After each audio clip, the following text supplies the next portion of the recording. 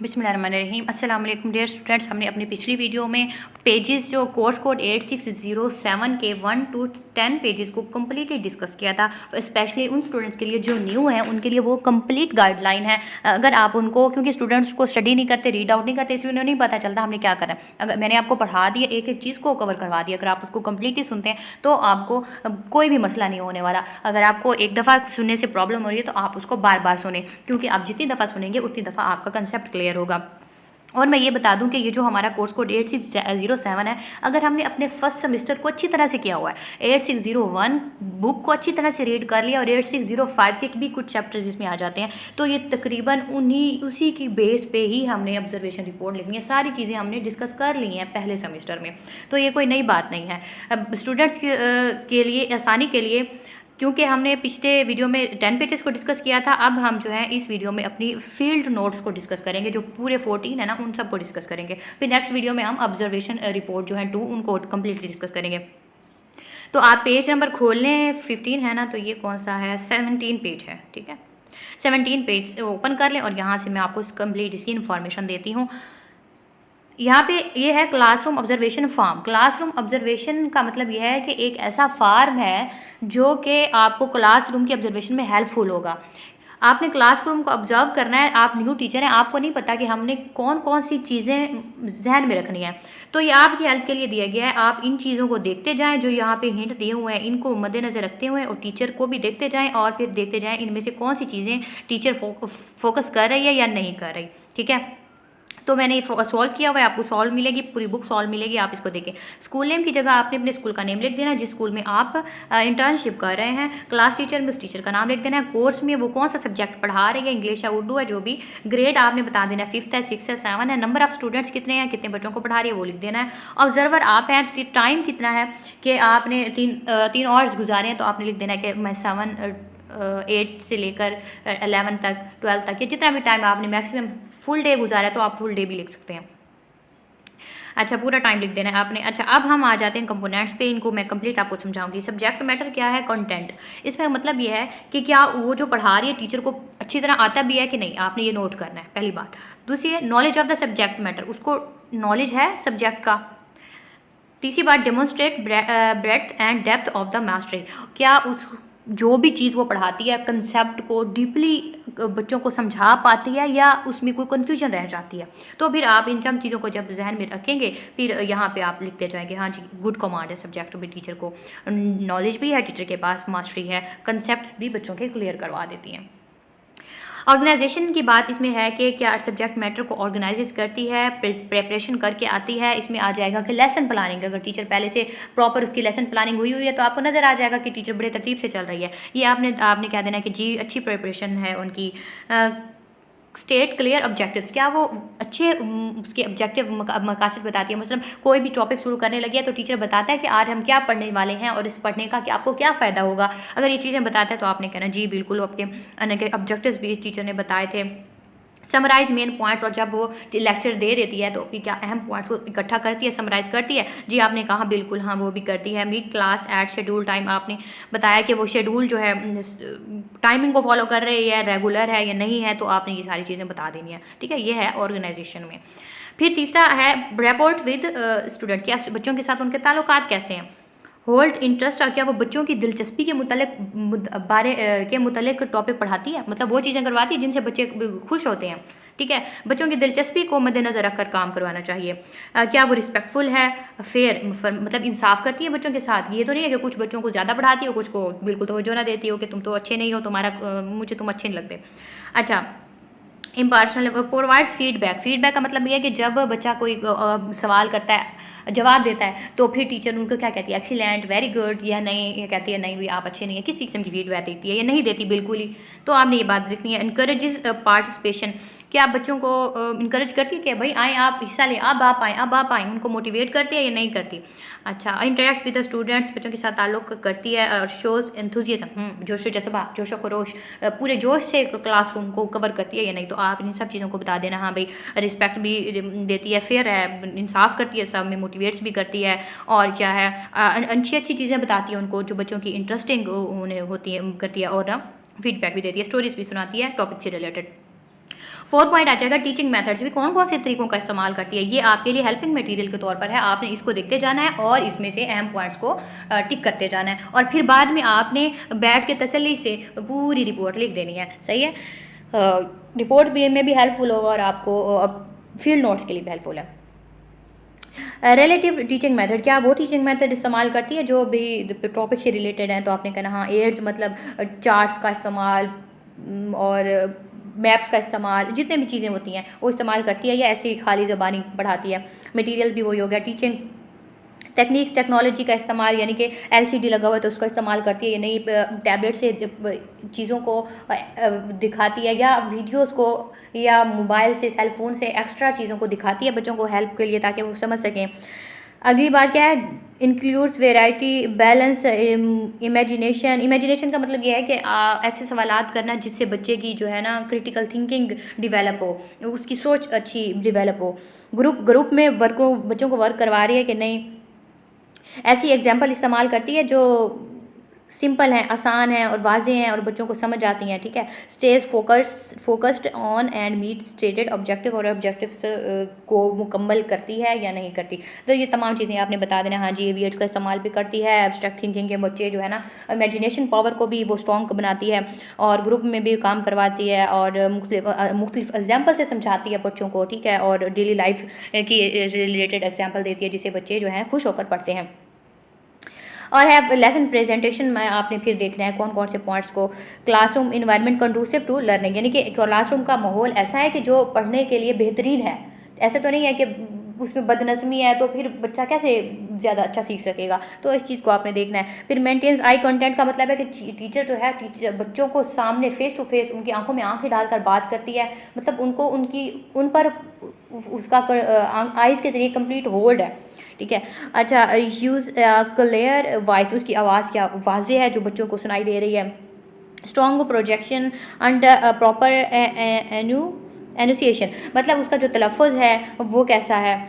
And standard English Urdu, और जो English Urdu के जो भी लफ्ज़ इस्तेमाल करती है क्या वो अच्छे म्यार के मुताबिक हैं ये नहीं है, तो भी आपने बता देना हाँ भाई टीचर की आवाज़ भी अच्छी थी और उनका आई कॉन्टेंट भी बहुत अच्छा था, वोकैबुलरी तो बहुत ही अच्छी थी और ना जो तलफ़ुज़ था वो भी अच्छा था, अदायगी अच्छी थी, एनवायरनमेंट और बहुत अच्छा था, पढ़ने के लिए बहुत मुनासिब था। फिर अगली बात है कि क्लासरूम मैनेजमेंट में आपने कौन सी चीज़ों को देखना है कि टाइम का इस्तेमाल अक्लमंदी से करती है, मतलब जितना टाइम एक चीज़ को देना चाहिए उतना ही देती है, या आपको ऐसा लगता है कि स्टोरी में आधा घंटा गुजार दिया और फिर जब पढ़ाने की बारी है तो 2 मिनट पढ़ाया, तो बैलेंस होना चाहिए, आपने इस चीज़ को नोट करना है। अटेंड्स टू कोर्स इंटरेक्शन, अच्छा डिमॉन्स्ट्रेट्स लीडरशिप एबिलिटी, मतलब होल्डिंग, जो क्लासरूम में बच्चों को होल्ड करना, उनको कंट्रोल करना, वो तमाम चीज़ें टीचर में हैं या नहीं हैं। मेंटेन डिसिप्लिन को मेंटेन कर सकती है। इफेक्टिव क्लासरूम मैनेजमेंट, ये सारी चीज़ें आ जाएगी कि क्लासरूम को मैनेज हर तरह से करना, बच्चों का ख्याल रखना, उनको शरारत न करने देना, उनको कंट्रोल करना और उनकी हेल्प करना, ये सारी चीज़ें। तो आपने कहना हाँ भाई टाइम के भी मैनेजमेंट है, क्लास को भी डिसिप्लिन रखी हुई है उन्होंने और कंट्रोल भी बहुत अच्छा था उन्होंने किया हुआ था बच्चों पे। और सेंसिटिविटी टू स्टूडेंट्स, क्या बच्चों के लिए वो किस तरह से बच्चों से पेश आती है। मिसाल के तौर पर अगर कुछ बच्चे हैं जो कि जिनका कल्चर और है या उनकी ज़ात और है या कोई उसमें डिसेबल है, स्टूडेंट है, माजूर है, तो इन तमाम बच्चों के साथ उसका रवैया एक जैसा है या फ़र्क है। मिसाल के तौर पर अगर कोई है अमीर है, एक बच्चा गरीब है, तो उन दोनों में वो फ़र्क तो नहीं करती। ठीक है, अगर कोई बच्चा ज़्यादा खूबसूरत है और एक बच्चा अच्छा नहीं है तो उन दोनों में एक अच्छे बच्चे को ज़्यादा तवज्जो तो नहीं देती। एक बच्चा सही ना, एक बच्चा कम समझता है, मतलब देर से समझता है या उसको ज़्यादा मेहनत की ज़रूरत है, तो टीचर उस पर फोकस करती है या फिर कहती है भाई जाओ। ठीक है, तो फिर आपने जो है ये लिख देना कि नहीं भी कोई भी उनके अंदर जेंडर डिफरेंसेस नहीं थे, मेल और फीमेल का कोई फ़र्क नहीं था, दोनों को इक्वली वो कर रही थी ट्रीट। तो इनके मज़हब का भी कोई उसमें नहीं था, ना ही ज़ात का और कलर का और इलाका के कोई भी बच्चा था, चाहे वो सिंधी था, बलोची था, पठानी था, उसकी जो भी ज़बान थी, टीचर सबके साथ बराबर का सलूक कर रही थी। Response politely according to the need, और बच्चों की ज़रूरत के मुताबिक उनको बहुत ही पोलाइट तरीके से जो है वो बिहेव कर रही थी उनके साथ। तो आपने 8वां जो है पर्सनल क्वालिटीज़ भी चेक करी है कि बच्चे टीचर का अपना कॉन्फिडेंस कितना था। ठीक है, maintains professional component and appearance, उनकी जो है अपीयरेंस कैसी थी, उन कम्युनिकेशन स्किल्स हैं और कॉन्फिडेंस, ये सारी चीज़ें टीचर की हमने जो कोर्स कोड 8601 में पर्सनल क्वालिटीज़ पढ़ी हुई हैं और मेरा लेक्चर भी है, अगर आप उसको देख लें, और बहुत इंपॉर्टेंट क्वेश्चन है तो ये तकरीबन उसमें से आ जाता है। तो आपने बता देना कि हाँ जी कॉन्फिडेंस लेवल भी बहुत था, प्रोफेशनल ड्रेसिंग थी, एटीट्यूड मुनासिब था। अच्छा 9 है learning environment of the classroom का इन्वायरमेंट कैसा था, जैसे कि स्टेट लोकेशन, क्लासरूम की जो बच्चों की बैठने की जो तरीका था या क्लासरूम की जो लोकेशन थी वो अच्छी जगह पे थी। अच्छा physical attributes, classroom, number of students, मतलब बच्चों की तादाद कितनी थी, और लेआउट, क्लासरूम का नक्शा कैसे था, किस जगह पे टीचर खड़ा हुआ था, कहाँ पे वाइट बोर्ड था, कहाँ पे अलमारी थी, कहाँ पे बच्चे बैठे हुए थे, कहाँ पे टेबल थी, बच्चे किस तरह से बैठे हुए थे, यू शेप में बैठे हुए थे या उन्होंने और किस्म की शेप बनाई हुई थी। डिस्ट्रैक्शन का मतलब ये है कि क्लासरूम में ऐसी कोई चीज़ तो नहीं थी जो बच्चों की तवज्जो को पढ़ाई से हटा रही हो। मतलब ऐसे होता है कि खिड़की होती है सामने और बाहर कुछ और बच्चों को काम नज़र आ रहा होता है, ठीक है, तो बच्चे खिड़की से बाहर देख रहे होते हैं और पढ़ाई की तरफ उनका ध्यान ही नहीं होता। तो ये भी आपने देखना है कि ऐसे क्लासरूम में कोई ऐसी चीज़ तो नहीं थी जिससे बच्चों की लर्निंग इफेक्ट हो रही हो। फिर आपने बता देना है कि list any observations of how physical aspects affected, और कोई ऐसी चीज़ है जो फिजिकली है तो आपने उसको लिख देना है। गुड लोकेशन, आपने बताना है कि हाँ लोकेशन बहुत अच्छी थी, पीसफुल इन्वायरमेंट था, प्रॉपर लेआउट थी, लाइट बहुत अच्छी थी, कोई डिस्ट्रैक्शन नहीं थी, हवा बहुत अच्छी थी, मतलब हवा पानी हवा और लाइट का इंतज़ाम अच्छा होना चाहिए ना, ताकि बच्चे सही तरह सीख सकें। अगर लाइट सही नहीं होगी, अगर बेंच उनके सही तरह नहीं होंगे, उन पर जो होते हैं नेल्स लगी हुई होंगी, तो फिर क्या बच्चे सही तरह बैठ नहीं सकेंगे, फिर उनकी तवज्जो तो पढ़ाई की तरफ नहीं होगी ना, वो कहेंगे जगह ही ठीक नहीं है, मेरी चेयर जो हिलती रहती है मैं सही नहीं बैठ सकता। तो ये सारी चीज़ें आपने नोट करनी है, ठीक है, ताकि आज आप उनको नोट करेंगे तो कल आपको पता होगा कि क्लासरूम में ये मसाइल होते हैं, फिर आप अपनी क्लास को बेहतर हैंडल कर सकेंगे। ये सिर्फ आपकी बेहतरी के लिए है कि कल को आप एक अच्छे टीचर बन सकें। सीटिंग अरेंजमेंट, ये सीटिंग जो बच्चे बैठे हुए थे वो कंफर्टेबल थे, तमाम बच्चों को वाइट बोर्ड नज़र आ रहा था। ऐसा तो नहीं है कि एक बच्चा जो पीछे बैठा था अगला बच्चा उसके आगे बैठा था और दोनों को पिछले बच्चे को देखने में नज़र ही नहीं आ रहा था, वो कभी सारी इधर घुमा के देख रहा है, कभी सारी इधर घुमा के देख रहा है, और बिल आखिर वो कहेगा कि मैं देखता ही नहीं हूँ, मैं अपना काम करने लग जाता हूँ। बच्चों को क्या है, वो तो पढ़ना ही नहीं चाहते। अच्छा ये टीचर ने तमाम इन्वायरमेंट को करना होता है। कुछ बच्चे चाहते हैं कि हमें बहाना मिले और हम अच्छा जी स्ट्रेंथ ऑब्जर्व्ड, आपने तमाम इन चीज़ों को देखना है, ओवरऑल लिख देना है कि आपने कौन कौन सी देखा टीचर्स में अच्छी जो चीज़ें थी। आपने देखा कॉन्फिडेंस लेवल भी अच्छा था, कमांड थी टॉपिक पे, और वो पहले से तैयार होकर आई थी, उन्होंने लेसन प्लानिंग की हुई थी, बच्चों के साथ उनका इंटरेक्शन बहुत अच्छा था। अच्छा एक मिनट, हाँ, और proper teaching strategies and classroom management, और जो क्लासरूम जो मैनेजमेंट थी वो भी बहुत अच्छी थी, और पढ़ाने का तरीका भी अच्छा था। ये सारी चीज़ें आपने बता देनी है। फिर उन्होंने कहा कि सजेशंस दें इंप्रूवमेंट के लिए, तो मैंने जो लिखा है she must focus on student behaviour, के बच्चों पे रवैये ज़रा उन पर तब्दील चेंज करनी चाहिए। Language use in the classroom में बच्चे मतलब मुख्तलिफ़ किस्म की लैंग्वेज बोल रहे थे, जो कि मेरे नज़दीक अच्छा मुझे नहीं लग रहा था कि उनको प्रॉपर लैंग्वेज बोलनी चाहिए, उर्दू इस्तेमाल करें बजाय कि वो अपनी मदर टंग इस्तेमाल करें। लेकिन मदर टंग भी इस्तेमाल करनी चाहिए, उससे बच्चे ज़्यादा सीखते हैं। मेरा जो मुझे जो अच्छा लगा वो मैंने बता दिया। Moral values between students and, हाँ, और बच्चों के अंदर बच्चे ऐसे होते हैं कि एक दूसरे से जेलस होते हैं कि अच्छा उसने काम कर लिया, वो मेरी क्लास में तो ऐसे बच्चे करते हैं कि कहते हैं कि टीचर अच्छा वो तो कर भी नहीं सकता था और उसने आज अच्छा काम कर लिया, टीचर ने उसको स्टार दे दिया, क्यों दे दिया, उसकी कापी पे लाइनें लगाना शुरू कर देते हैं कि क्यों भाई इसको क्यों मिल गया। तो आपने इस किस्म की अगर आपने नोट की अपनी क्लास में तो फिर आप सजेशन दे सकते हैं कि भाई टीचर को इन चीज़ को मॉरल्स बच्चों को सिखाने चाहिए। तो मैंने उस लिहाज से लिखा है अपनी क्लासरूम में जो मेरे बच्चे करते हैं। एंड गुड कोऑपरेशन कोलैबोरेशन, और बच्चों से कहें कि अच्छा तावन करें, एक दूसरे से जलसी फील मत करें। तो अगली बात है overall impression of the teaching effectiveness, तो आपने ओवरऑल बता देना है। तो ओवरऑल इंप्रेशन जो है वो मैंने बताया कि बहुत अच्छा था।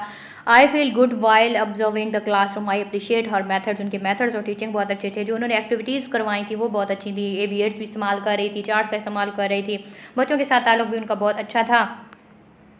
अच्छा students were free to ask, बच्चे आसानी से इजी थे, कल क्वेश्चन पूछ सकते थे, टीचर उनको कोई नहीं रोक टोकती थी और उनको अच्छे से समझा देती थी। अच्छा क्लासरूम कंडूसिव टू लर्निंग था। जेंडर डिफरेंसेस कोई नहीं था, फिजिकल एट्रीब्यूट्स जैसे थे वो अच्छे थे सारे। और आपने फिर एक लफ्ज़ में आपने बता देने कि आसम, मतलब बहुत अच्छा मुझे लगा उनका तरीक़ाकार। कंप्लीट कोई भी नहीं होता। आपने ऊपर सजेशन दे भी तो दिया ना कि हाँ भाई इनमें ये मिस्टेक थी जो मुझे महसूस हुई है। अब हम फील्ड नोट्स को डिस्कस करते हैं। इन्हीं चीज़ों को अगर आपने समझ लिया है तो आप अब अपनी तरफ से फील्ड नोट्स लिख सकते हैं। आपको किसी भी मटेरियल को कॉपी करने की ज़रूरत नहीं है, मैं आपको बता देती हूँ। तो अभी फील्ड नोट्स, अब हम कौन सा फील्ड नोट डिस्कस करें। डे 1 में आपने लिख देना कि फॉर एग्जाम्पल आपने स्कूल असेंबली विजिट की है, यहाँ पर आपने डेट लिख देनी है, यहाँ पर अपने स्कूल का नाम लिख देना है। रिफ्लेक्टिव नोट लिखना है, आपने बताना है कि आपने उसका तो आप ऑब्जर्व कर रहे थे ना, ये तो आपने बाद में बैठ के तसल्ली से लिखना है। तो आपने बताना है कि भाई मैं किस वक्त गया, टाइम लिख देना है। आपने एक दिन में 3 घंटे तो लाजमी स्पेंड करने हैं ना, तो टाइम आपने 3 घंटे लिखना है। और स्कूल असम्बली तो 3 घंटे नहीं रहती, तो आपने स्कूल असम्बली का बयान कर देना, उसके बाद किसी लेक्चर को डिस्कस कर देना है। मैं नहीं कर सकी लेकिन आपने करना है, जो मुझे मिस्टेक्स नज़र आई हैं। अच्छा, ऑन द फर्स्ट टाइम में आप जो है, क्योंकि पहला दिन था, आप हेडमास्टर से मिले, हेडमास्टर ने आपको मेंटोर टीचर दिया जो कि मिस हिना थी। फिर आप जो है 7 AM पे आपने जो असेंबली विजिट की, उसमें पूरी तफसील लिख देनी है कि तिलावत हुई, नात हुई, मॉर्निंग प्रेयर हुई, लपियाती है और कौमी तराना था। फिर टीचर ने पोइम्स करवाई। हमारे स्कूल में टीचर्स पोइम करवाती हैं, बच्चों को बड़े दिलचस्पी से वो सुनते हैं, तो मैंने वो सारा अपना एक्सपीरियंस लिखा है। फिर आपने यहाँ पे वो भी लिखना है कि आप उसके बाद किसी क्लास में अब चले गए, मिस जो आपकी मेंटोर थी वो आपको किसी क्लासरूम में ले गए और वहाँ पे आपने टीचर को ऑब्जर्व किया, उनकी तमाम चीज़ों को देखा, वो आपने लाजमी लिखना है, क्योंकि मेरे यहाँ पे भी 3 आवर्स पूरे नहीं हो रहे हैं। अच्छा, और फिर आपने लिख देना है कि मैंने यहाँ पे कैसा महसूस किया। आपने कहना मुझे बहुत अच्छा लगा, और फिर आपने कोई सजेशन देनी है तो वो भी आप यहाँ पे लिख सकती हैं। फिर मेंटोर, आपकी जो टीचर है, वो आपको कमेंट देगी कि इन्होंने बहुत अच्छे तरीके से ऑब्जर्व किया है, असेंबली को ऑब्जर्व किया है, उन्होंने डिसिप्लिन के बारे में सही जो लिखा है, जो अच्छी हकीकत थी वो लिखी है। फिर आपने वो मेंटोर टीचर यहाँ पर क्या करेगी, सिग्नेचर कर देगी। तो डे 2 का है, आपने यहाँ पे स्कूल का नाम लिख देना है। ECE रूम, ये है एयरली चाइल्डहुड एजुकेशन। जो छोटे बच्चे होते हैं ना, उनके लिए ECE रूम होता है। वहाँ पे कलरफुल होता है, बहुत कलरफुल होता है, बहुत सी बेंचेस, डेस्क या चेयर्स होती हैं, बहुत छोटे छोटे बच्चों के लिए ना LCD और तमाम चीज़ें होती हैं, चार्ट्स कलरफुल, ताकि बच्चे अट्रैक्ट हों। तो ये उन बच्चों के लिए रूम होता है, तो आप इसमें 3 घंटे ईजिली गुजार सकते हैं बच्चों से। तो आपने बता देना कि मैं क्लासरूम में गया, जब मैं क्लासरूम में एंटर होने लगा तो बाहर मैंने देखा वॉल्स पर सारी डेकोरेशन हुई थी कार्टून से, ठीक है, लर्निंग मटीरियल था बहुत अच्छा। फिर आपने बता देना है कि फिर मैं क्लासरूम में एंटर हुए तो मिस जो हुमा थी उन्होंने भाई इस्तकबाल किया मेरा। फिर मैंने वहाँ पे देखा कि बच्चे जो हैं राउंड टेबल्स पर बैठे हुए थे, 30 बच्चे थे, 5 जो है स्टूडेंट्स एक टेबल पे बैठे हुए थे, ठीक है। और जो वो ड्राइंग करने में मसरूफ़ थे, टीचर उनको LCD के ज़रिए भी उनको पोइम्स करवा रही थी। तो जितनी भी चीज़ें आपने देखी, जिसकी वजह से बच्चों की लिसनिंग स्किल, जब बच्चे जितना अच्छा सुनते हैं ना, उतना अच्छा फिर उनके अंदर बोलने की और समझने की सलाहियत आती है, और ये स्किल्स इंप्रूव हो रही थी। तो मुझे ये बहुत अच्छा लगा, I was amazed and superb, ये बहुत अच्छा था, ठीक है। आपने टाइम लिख देना है। फिर आपने बताना है कि ये आप कमेंट और कमेंट दे देगा, ठीक है। फिर यहाँ पे सिग्नेचर भी कर देगा। अगर तीसरा हम देखते हैं क्लास 3, आपने LND की क्लास, ये है लिटरेसी न्यूमरेसी ड्राइव। ये क्लास 3 जो गवर्नमेंट स्कूल है उसमें क्लास 3 पढ़ाई जाती है, और उसमें टेस्ट होता है बाकायदा LND का। तो उसके लिए लेक्चर आपने विजिट किया 3 घंटे का, जिसमें इंग्लिश, उर्दू और मैथ पे फोकस किया जाता है। तो आपने ये हमारा एक्सपीरियंस जो है हमने उसको शेयर किया है। गवर्नमेंट टीचर इस चीज़ को अच्छी तरह समझ सकते हैं। थर्ड डे जो है आप ना LND क्लास में चले गए, फिर आपने लिटरेसी न्यूमरेसी ड्राइव देखा। फिर वहाँ पे लिटरेसी न्यूमरेसी ड्राइव में हर चीज़ होती है, चार्ट्स होते हैं, कलरफुल होते हैं बच्चों की। अगर आपने इंग्लिश पढ़ाई है तो उसकी लेसन प्लानिंग होती है, और हर लेसन की पूरी तफसील होती है। दीवारों पे मुख्तलिफ़ किस्म की चीज़ें लगी हुई होती हैं। किसी ने अगर LND क्लास देखा हो तो उनको अंदाज़ा होगा। तो ये आपने तमाम एक्सपीरियंस लिख देना है कि फिर वो मिस अनम थी और वो क्या करवा रही थी। कलरफुल चार्ट लगे हुए थे, टैबलेट मौजूद था, LND टेस्ट उनके जो बच्चों के फाइल्स में मौजूद थे, ठीक है। वो मैंने पूछा कि ये किस लिए होते हैं, तो उन्होंने बताया कि एमी विज़िट के लिए होते हैं। एमी विज़िट करता है हर मंथ, और फिर उनका रिकॉर्ड रखा जाता है, और फिर इस तरह से फ्लैश कार्ड आपने बताने हैं कि कितना कितना मटेरियल पड़ा हुआ था। तो आपने अपना सारा एक्सपीरियंस दे देने के बहुत अच्छा था। वास्ट डेकोरेटेड थी भी जो है, उनको पूरी तरतीब के साथ उनको प्रैक्टिस करवा रही थी। LCD के ऊपर उनको सारे LND का मटेरियल जो था वो उसने फ्लैश में डाला हुआ था, और LCD पे सिखा रही थी, और उनको क्वेश्चन करवा रही थी, ग्रुप में बिठा कर करवा रही थी, फुल प्रैक्टिस कर रही थी। और मैं तो बहुत खुश हुआ कि टीचर जो है ना बच्चों को बहुत तवज्जो से पढ़ा रही थी, और हर बच्चे को फोकस किया हुआ था। जो हमने ऊपर क्लासरूम ऑब्जर्वेशन में अहम पॉइंट्स देखे ना, आपने उन सबको लिखते जाना है, तो आपको पूरा ईजीली फील्ड नोट्स को लिख सकेंगे। अच्छा, फिर स्कूल रिकॉर्ड की बात करनी, मैंने 4 डे की बात की है। कि स्कूल का जितना भी रिकॉर्ड है, जितने भी रजिस्टर थे, एनएसबी था, एफटीएफ था, बच्चों का एडमिशन रजिस्टर था, लॉग बुक थी, ठीक है, ऑर्डर बुक थी, ये सारे जो आप मेंटोर टीचर के साथ गया, आपने कहा भाई मैंने मुझे सारे ऑब्जर्व करवा दे, मैं सारे रजिस्टर देखना चाहती हूँ, रिकॉर्ड देखना चाहती हूँ। तो आपने फिर सारा लिख देना है, उससे पूछते रहना है कि लॉग बुक किस लिए इस्तेमाल होती है। ये ईओ जो आती है स्कूल में, वो विजिट करती है स्कूल हर मंथ और उसके ऊपर लिखता है, डीओ जो भी डिप्टी कोई भी आता है तो उसको उसके ऊपर लिख देता है कि स्कूल में कितना अच्छा वर्क हो रहा है और क्या इंप्रूवमेंट की ज़रूरत है। तो ये जो है गवर्नमेंट टीचर्स इसको इजीली कर सकते हैं। I felt and outstanding, I thought fair, जो अपनी अपनी राय भी दे देनी है कि क्वालिटी ऑफ एजुकेशन पे बहुत वर्क हो रहा है और मैंने बहुत अच्छा महसूस किया वगैरह। अगली बात हम करते हैं 5 डे की स्कूल लाइब्रेरी। तो आपने स्कूल लाइब्रेरी को विजिट किया, ये मैंने फर्स्ट वीडियो में तफसील से चीज़ें बता दी हुई हैं कि आपने स्कूल लाइब्रेरी में क्या चीज़ें देखनी है। आपने हवा देखनी है, लाइट देखनी है, बच्चों की जो है बुक्स की अरेंजमेंट देखनी है, आपने जो लाइब्रेरियन है उसको देखना है कि वो किस तरह था, उसका प्रोफेशनल था, बच्चे कहाँ बैठ के पढ़ते थे और उनको बुक्स दी जाती थी नहीं दी जाती थी, तो कौन कौन सी बुक्स पढ़ी हुई थी, जैसे स्टोरीज पढ़ी हुई थी, न्यूज़पेपर पढ़े हुए थे, अल्लामा इकबाल की पोइट्री पढ़ी हुई थी, टेक्स्ट बुक पढ़ी हुई थी, गाइड्स पढ़ी हुई थी, नोट्स पढ़े हुए थे, स्पीचेस थी, ये सारी चीज़ें जो है, कारपेट बिछा हुआ था, लाइट मुनासिब थी, एयर भी मुनासिब थी, तो ये आपने लिख देना है। फिर जो है स्कूल कैंटीन के बारे में आपने लिखना है कि स्कूल कैंटीन किस टाइम तक हुई थी। तो ये जो है ना मैंने 12 से 12:30 तक लिखे। ये भी इसमें भी आपके 3 आवर्स पूरे नहीं होते, तो इसके साथ भी आप लेक्चर्स भी शामिल करें साथ में कि school canteen and after school canteen all lectures, इस तरह से बनाकर, तो फिर आपके 3 आवर्स पूरे होंगे। तो फिर इसमें आपने लिख देना कि कैंटीन, यहाँ पे मैंने लिखा है कि भाई वहाँ पे एक शॉपकीपर भी था, लेकिन उसके बावजूद भी बच्चे भी थे वो जो शॉपकीपर से सामान लेकर तमाम जो है बच्चों को देते थे। और मैं देखकर बड़ी हैरान हुई कि बच्चे बड़े ईमानदारी के साथ जो है ना अपना हिसाब किताब करते थे और ईमानदारी के साथ पैसे देते थे। और तो मैंने फिर ये भी लिखा है कि ये बच्चों की मैथमेटिक्स को इंप्रूव करता है, उन्हें डेली लाइफ को सिखाता है कि हमने किस तरह आगे चलकर हिसाब किताब करना है। तो मुझे ये बहुत अच्छी चीज़ें लगी हैं कि जब मैं स्कूल में गई थी और मुझे फर्स्ट इंप्रेशन पड़ा था, मुझे बहुत अच्छा लगा था। और फिर जब मैं बच्चों को पढ़ाने लगी थी मैथ, तो मुझे उनको मैथ सिखाने की ज़रूरत ही नहीं पेश आई थी। और जब मैंने नोट किया कि इसकी वजह क्या है, छोटे बच्चे थे, 2 के 1 के थे, उन्हें सब कुछ आता था पहले से, तो मुझे लगा कि ये जो शुरू दिन से ये कैंटीन का वर्क करते हैं तो इस वजह से इनको हर चीज़ का पता है। तो ये मुझे बहुत अच्छा लगा था अपने स्कूल का तरीका, तो मैंने ये लिख दिया है, कोई प्रॉब्लम नहीं है। अच्छा आगे आपने डे 7 में लिखना है स्कूल लॉन को मैंने विजिट किया, हमारे स्कूल का लॉन भी बहुत अच्छा है, तो उसको मैंने ऑब्जर्व कर दिया कि वहाँ पे डेकोरेशन बहुत अच्छी हुई है, टीचर्स ने बहुत अच्छा वर्क आउट किया हुआ है, तो स्टोन्स के साथ डेकोरेशन की हुई है, वो डोर के जो मेन गेट है उसके फ्रंट पे, और लॉन बहुत अच्छा है, घास की कटिंग बहुत अच्छी है, सारे प्लांट शॉर्ट लगे हुए हैं और बड़े दरख्त भी बहुत अच्छे तरीके से कटिंग हुई है, उनकी कटिंग बहुत अच्छी है। तो मैंने ये सारे जो है ना एक्सपीरियंस लिख दिया है कि मैंने ये विज़िट किया है। कलर वेज थे अच्छा, और ग्रास कटिंग बहुत अच्छी थी, मशीन भी मौजूद थी, मुख्तलिफ़ किस्म के फ्लावर्स लगे हुए थे, सुपर्ब, और बहुत अच्छा कूल इन्वायरमेंट था, वहाँ बैठने का बहुत ही मज़ा आता है। तो ये तमाम एक्सपीरियंस मैंने लिखा है। अच्छा आगे है स्कूल प्ले ग्राउंड के बाद मैंने बात की है कि वहाँ पे खेल का मैदान था, तो उसमें कौन कौन सी प्ले खेल खेले जाते थे। बैडमिंटन की बात किया, फुटबॉल की बात किया, अदर गेम्स की बात किया, और कंपटीशन भी हो रहा था, फिर कंपटीशन के बाद प्राइजेस दिए गए थे। तो ये जो एक्सपीरियंस था मैंने शेयर किया। आगे आपने टीचिंग एड्स, उसमें डिसिप्लिन की बात भी आप कर सकते हैं कि बच्चे बड़े डिसिप्लिन वे में खेल रहे थे और मैंने सब चीज़ों को ऑब्जर्व किया, फिर कंपटीशन हुआ, फिर टीचर ने उनको प्राइज़ दिया, और हमारे स्कूल में सब होता है। अच्छा टीचिंग एड्स की बात हम करेंगे कि जो AV एड्स, फिर आपने कहा कि जितने भी स्कूल में मटीरियल पढ़ा है, लर्निंग मटीरियल है, मैं उनको विजिट करूँ, तो आपने जगह जगह हर रूम में जाकर उनको विजिट किया। आपने देखा कि दीवारों पर मुख्तलिफ़ किस्म के चार्ट्स लगे हुए थे, फिर मैप्स लगे हुए थे और मॉडल्स पड़े हुए थे स्कूल्स में, प्रोजेक्टर था फॉर एग्जांपल, अगर था जितनी भी चीज़ें थी तो ग्राफ्स के ज़रिए और वीडियो ऑडियो मल्टीमीडिया तमाम चीज़ों के ज़रिए, कपबोर्ड थी जो कि फुल ऑफ AV एड्स से थी। और होता है स्कूलों में स्कूल में बहुत सी चीज़ें पड़ी होती हैं, फ्लावरिंग जो बच्चों को अट्रैक्ट करती हैं, उनके ऊपर लर्निंग मटेरियल कुछ भी लिखा हुआ होता है, तो बच्चे उसको बड़े खुशी से देखते हैं और फिर पढ़ने की कोशिश करते हैं इस पर क्या लिखा हुआ है, तो बच्चों की लर्निंग में इजाफा होता है। आपने बताया कि भाई, और ये जो मटेरियल था आपने ये भी लिख देना, लो कॉस्ट नो मटेरियल था, यानी कि इस पर बहुत कम खर्चा आया हुआ था, टीचर्स ने जो है कम खर्च के साथ बहुत अच्छा काम किया हुआ था। तो आपने बताना कि उसमें अल्फ़ाबेट्स लिखे हुए थे, इंग्लिश लिखी हुई थी, गिनती भी लिखी हुई होती है चार्ट्स के ऊपर, तो वो बता देना, काउंटिंग वगैरह ये सारा कुछ।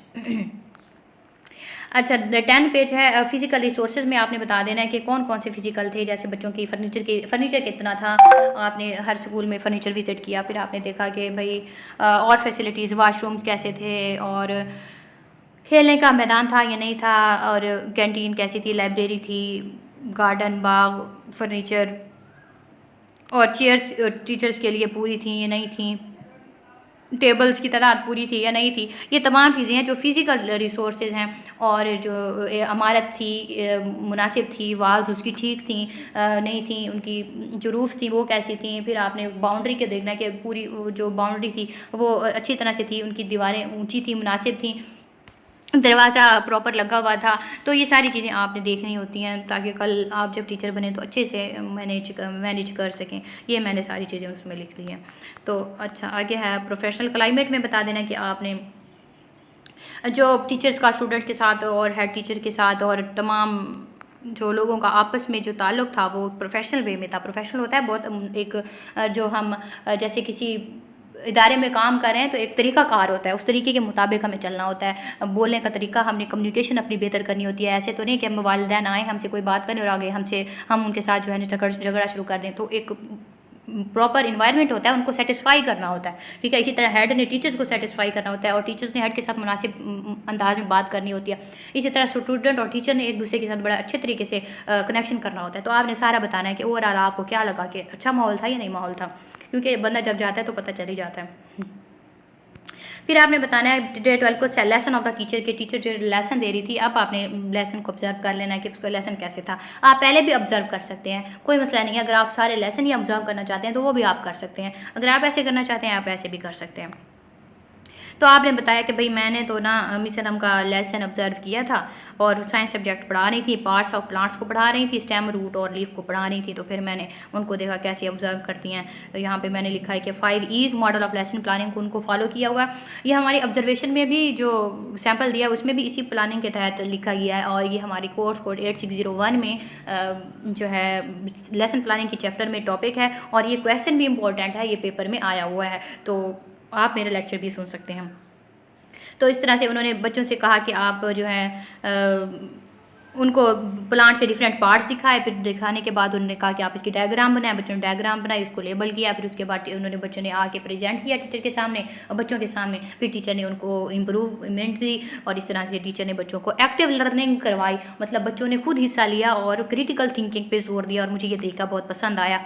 अच्छा, ये आपने लिख देना, आपने जैसे ऑब्जर्व किया आप वैसे लिख सकते हैं। ये तो मेरी ऑब्जर्वेशन थी। तो डायग्राफ लेसन ऑब्जर्वेशन, फिर आपने डायग्राफ पे एक ऑब्जर्वेशन लेसन ऑब्जर्व किया टीचर का। वो मिस नज़र थी, वो डायग्राफ पे लेसन दे रही थी। उन्होंने क्या, इंग्लिश का टॉपिक है, SHCH THWH, इन वर्ड्स को वो पढ़ा रही थी। तो आपने लेसन को ऑब्जर्व किया किस तरह वो पढ़ा रही थी। आपने देखा कि भी उसका कॉन्फिडेंस भी अच्छा था, उन्होंने प्रिपरेशन भी की हुई थी, उन्होंने चार्ट्स भी लगाए हुए थे, लिए हुए थे अपने साथ। फिर वो बच्चों को बड़े अच्छे तरीके से पढ़ा रही थी। जब उन्होंने पढ़ा लिया तो बच्चों से वो क्वेश्चन भी कर रही थी। जब बच्चों को क्वेश्चन नहीं आता था आंसर, तो उनको, जिनको आ जाता था उनको अप्रिशिएट करती थी, वेल डन, एक्सीलेंट कहती थी, और जिनको नहीं आता था तो उनको कहती थी कि आप जो है ना उनको दोबारा समझा देती थी बड़े प्यार के तरीके से, ठीक है। या अगर डांट देती थी तो आपने वो भी लिख देना है और फिर सजेशन दे देनी है कि मुझे लगा कि यहाँ पे मिस्टेक है, यहाँ पे ऐसा नहीं करना चाहिए। फिर आपने ये बता देना कि मैंने ये इससे ये समझाया कि मिस के अच्छे तरीकों को भी आपने देख लेना है और जो खामी है उसको भी आपने सजेस्ट कर देना है। और फिर कह देना कि नेक्स्ट मैं इतना इम्प्रूव हुआ हूँ कि मुझे ये समझ आई है कि नेक्स्ट ये करना चाहिए और ये नहीं करना चाहिए, ताकि आपके लिए बेहतरी हो।